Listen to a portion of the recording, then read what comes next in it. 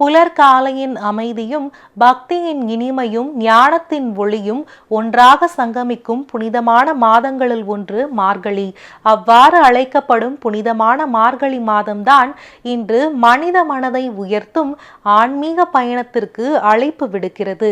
அப்படிப்பட்ட மார்கழியின் அருளை நமக்கு சொல்லும் அரிய பொக்கிஷங்களாக திகழ்பவை ஆண்டாள் நாச்சியார் அருளிய திருப்பாவை மற்றும் மாணிக்க வாசகர் அருளிய திருவெம்பாவை. அதன்படி திருப்பாவை என்பது பக்தியின் பால் நம்மை இழுக்கும் இனிய அழைப்பு. திருவெம்பாவை என்பது ஞானத்தின் வழி நம்மை உயர்த்தும் ஆழ்ந்த உணர்வு. இவ்விரண்டு பாவை பாடல்களும் வெறும் பாடல்களாக மட்டுமன்றி வாழ்க்கைக்கு வழிகாட்டும் ஆன்மீக நூல்களாக, மனதை தூய்மைப்படுத்தும் அருள் மொழிகளாக விளங்குகின்றன. ஒவ்வொரு பாசுரமும் நம்மை நாமே நோக்கி பார்க்க செய்து இறைவனை அடைய வேண்டிய பாதையை எடுத்துரைக்கிறது. அப்படிப்பட்ட தெய்வீக பாடல்களையும் அவற்றின் உள்ளார்ந்த பொருளினை விளக்கும் விளக்க உரையையும் ஒருங்கிணைத்து மனம் மகிழவும் சிந்தனை செம்மை பெறவும் புதியதொரு ஆன்மீக அனுபவத்தில் லயித்து இறைவன் அருளோடு அனைவரையும் அன்புடன் வரவேற்று இன்றைய நிகழ்ச்சியை தொடங்குகிறோம். மக்கள் வணக்கம். இது அருள் தரும் மார்கழி.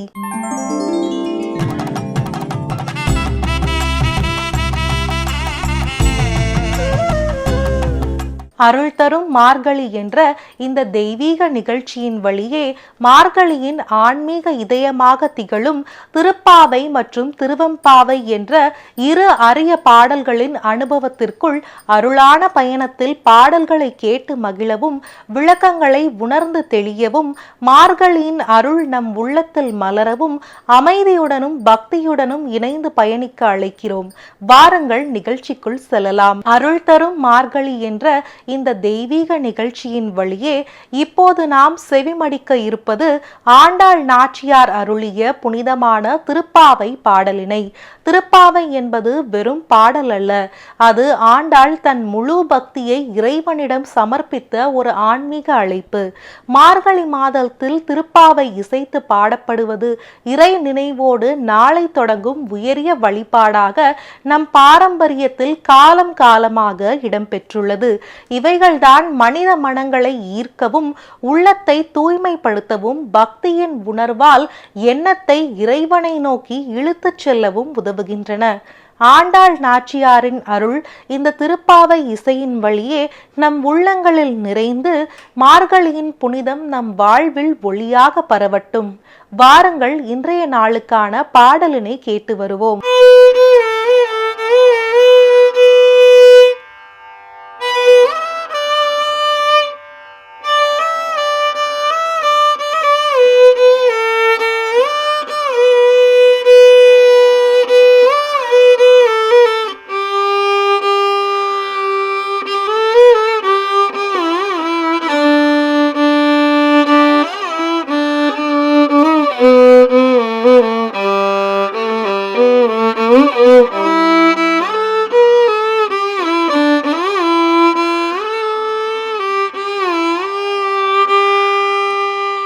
நாயகனாய் நின்ற நந்தகோபனுடைய நாயகனாய் நின்ற நந்தகோபனுடைய நாயகனாய் நின்ற நந்தகோபனுடைய கோயில் காப்பானே கொடி தோன்றும் தோரண வாயில் காப்பானே வாயில் காப்பானே மணி கதவம் தாழ்த்திரவாய் வாயில் காப்பானே மணி கதவம் தாழ்த்திரவாய் ஆயஷிரோமியரோமுக்கு அரை பறை மாயன் மணி வண்ணன் நென்னலைவாய் நேர்ந்தாய் மாயன் மணி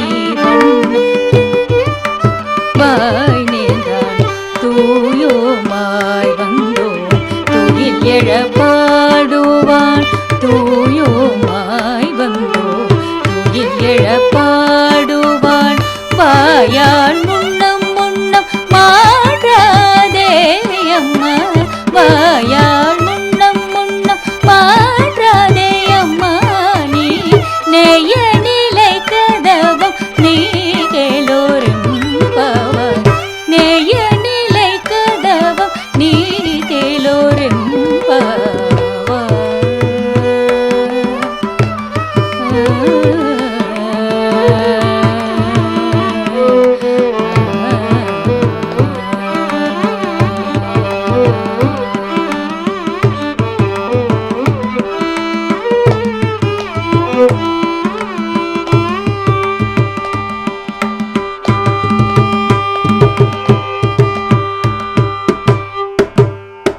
அருள் தரும் மார்கழி என்ற இந்த தெய்வீக நிகழ்ச்சியின் வழியே இப்போது நாம் செவிமடுக்க இருப்பது கோதை நாச்சியார் அருளிய திருப்பாவை பாடலின் ஆழ்ந்த விளக்கம். திருப்பாவை பாடல்கள் இசையாக கேட்கும்போது மனதை மகிழ்விப்பவை. ஆனால் அவற்றின் விளக்கம்தான் நம் உள்ளத்தை விழிப்பூட்டும் ஆன்மீக ஒளி. ஒவ்வொரு பாசுரமும் பக்தியின் வெளிப்பாடு மட்டுமல்ல, வாழ்க்கையை செம்மைப்படுத்தும் பாடம். இவைகள்தான் இறைவனை அடைய வழிகாட்டும் ஆன்மீக சிந்தனையாகும். கோதை நாச்சியார் இயற்றிய திருப்பாவை பாடலின் சொல், பொருள், உள்ளார்ந்த கருத்து, அதன் ஆன்மீக ஆழம் மற்றும் இன்றைய வாழ்வோடு கொண்டுள்ள தொடர்பு என எல்லாவற்றையும் ஒருங்கிணைத்து ஆன்மீக சொற்பொழிவாளர் தெளிவாகவும் எளிமையாகவும் விளக்குகிறார். பாடலை இன்னும் ஆழமாக உணரவும் அதன் அருளை நம் சிந்தனையிலும் செயல்களிலும் பதியவும் நமக்கு வழிகாட்டும். எனவே இப்போது தொடங்கவிருக்கும் திருப்பாவை விளக்க உரையை ஒரு சாதாரண உரையாக கருதாமல் உள்ளத்தை திறக்கும் சாவியாக அமைதியுடனும் பக்தியுடனும் கேட்டு மகிழ இருக்கிறோம். கோதை நாச்சியாரின் அருள் இந்த விளக்கத்தின் வழியே நம் ஒவ்வொருவரின் வாழ்விலும் ஒளியாக பரவட்டும். எல்லோருக்கும் வணக்கம். ஓம் நமோ நாராயணாய நமக. ஸ்ரீமதே ராமானுஜாய நமக. ஆண்டாள் திருவடிகளே சரணம். சூடிக் கொடுத்த சுடற்கொடி ஆண்டாள் நாச்சியாரின் திருப்பாவை பாசுரங்கள் பற்றி நாம் இப்போது தெரிந்து கொண்டிருக்கிறோம். இது 16வது பாசுரம். நாயகனாய் நின்ற நந்தகோபனுடைய கோயில் காப்பானே, கொடி தோண்டும் தோரண வாயில் காப்பானே, மணிக்கதவம் தாழ்த்திரவாய் ஆயர் சிறுமியரோ உமக்கு அரைபறை மாயன் மணிவண்ணன் நென்னிலே வாய்நேர்ந்தான், தூயோமாய் வந்தோம் துயிலெழப்பாடுவான், வாயால் முன்னம் ஆட்டாதே அம்மா, நீ நேயநிலை கதவம் நீக்கேலோர் எம்பாவாய். முதல் 5 பாசுரங்களில் ஆண்டாள் சொன்னது என்னன்னு கேட்டிங்கன்னா, அந்த பாவை நோன்புங்கிறது என்ன, அதுக்கு என்னென்ன செய்யணும் என்ற விஷயங்களையும் பரம்பொருளின் சிறப்புகளையும் கூறினாள். அடுத்த 10 பாசுரத்தில் தோழிகளை எழுப்புவதை விவரித்தாள். இந்த 16வது பாசுரம் ஒரு முக்கியமான திருப்பம். நாயகனாய் நின்ற நந்தகோபனுடைய கோயில் காப்பானே, அந்த கோயிலை காப்பவனே, கதவை திறந்துவிடு, நாங்கள் கிருஷ்ணனை தரிசிக்க வேண்டும் என்று தோழிகளும் ஆண்டாளும் கூறுவதாக இந்த பாடல் அமைந்துள்ளது. எப்போவுமே ஒரு பெரிய இடத்திற்கு நாம் செல்லும்போது வாயில் காப்பானுன்னு அனுமதி பெற வேண்டும். அதே போலவே கிருஷ்ணனை தரிசிக்க செல்லும் இந்த பாவையர்கள் கோயில் காப்பானை கதவை திறந்து விடும்படி கேட்கிறார்கள். எங்கள் தலைவனுடைய நந்தகோபாலனுடைய மாளிகையை காக்கும் நாயகனே, இந்த மாளிகை எப்பேற்பட்ட மாளிகை? கொடிகளும் தோரணங்களும் ஆடும் வாயிலை கொண்ட மாளிகை. மாய கண்ணன் நேற்றே எங்களுக்கு அருள்வதா வாக்களித்திருக்கிறான், நீங்கள் திறந்து விடுங்கள் என்று கேட்கிறார்கள். அப்போது அவனை துயிலெழுப்ப நாங்கள் வந்திருக்கிறோம், அவனை துயிலெழுப்ப அனுமதியுங்கள் என்று கோயில் காப்போனிடம் ஆண்டாளும் அவருடைய தோழிகளும் கேட்கிறார்கள். இந்த கதவு என்பது நமது அகந்தையை குறிக்கலாம். அந்த அகந்தையை களைவதற்கு, அந்த அகந்தையின் கதவை திறப்பதற்கு ஒரு குரு தேவைப்படுகிறது, ஆச்சாரியன் தேவைப்படுகிறது. அந்த ஆச்சாரியனை மாளிகை காவலனாக கூட நம்ம உருவகப்படுத்தி கொள்ளலாம். நம்மை இறைவனுடன் அழைத்து செல்பவன் ஆச்சாரியன். குருவின் ஆசியின்றி நமது எண்ணம் நிறைவேறாகாது. இந்த இடத்தில் வாயில் காப்போன் கதவை திறக்காமல் நம் கிருஷ்ணரை எவ்வாறு பார்க்க முடியாதோ, அதே போல குருவின் அனுகிரகமின்றி, குருவின் ஆசியின்றி, குரு வழிவிட்டால் ஒழிய நாம் பகவானிடம் சரணாகதி அடைய முடியாது. எனவே குருவினிடம் மூலமாக ஆண்டவனுக்கு செல்லும் வழியை திறப்பதற்கும் வழி காட்டுவதற்கும் குருவின் ஆசிகள் நமக்கு தேவை. இந்த பாடலில் நாயகனாய் நின்ற நந்தகோபனுடைய கோயில் காப்பானே என்ற வரி வருகிறது. நந்தகோபர் ஆயர் குலத்திற்கு தலைவன், நாயகன். அவர் தர்மத்தின் வடிவமாக திகழ்பவர். அவரது மாளிகையை காக்கும் காவலனை ஆண்டாள் அழைக்கிறார், நாயகனாய் நின்ற நந்தகோபனுடைய கோயில் காப்பானே என்று. இங்கே கோயில் என்பது பகவான் உறையும் இடம். ஒரு சீடன் இறைவனை அடைய விரும்பினால் முதலில் அந்த மாளிகையை பாதுகாக்கும் ஆச்சாரியன் அனுமதியை பெற வேண்டும் என்பது இந்த பாடலின் மூலம் தெளிவாகிறது. மேலும் குருவின் அனுமதியின்றி, ஆச்சாரியனின் அனுமதியின்றி இறைவனை நெருங்குவது சாத்தியமில்லை என்பதும் தெளிவுபடுத்தப்படுகிறது. கொடி தோண்டும் தோரண வாயில், அந்த மாளிகையின் வாயில் சாதாரணமான வாயில் அல்ல. வெற்றி கொடிகளும் மங்களமான தோரணங்களும் அந்த வாயிலை அலங்கரிக்கின்றன. கொடி என்பது இறைவனின் பெருமையை போற்றும் சொல். அந்த தோரணம் என்பது மங்களத்தின் அடையாளம். இறைவனை பற்றிய புகழும் ஞானமும் அங்கே தோரணமாக இருக்கிறது என்பதை தெரிந்து கொள்வோம் இந்த பாடலின் மூலமாக.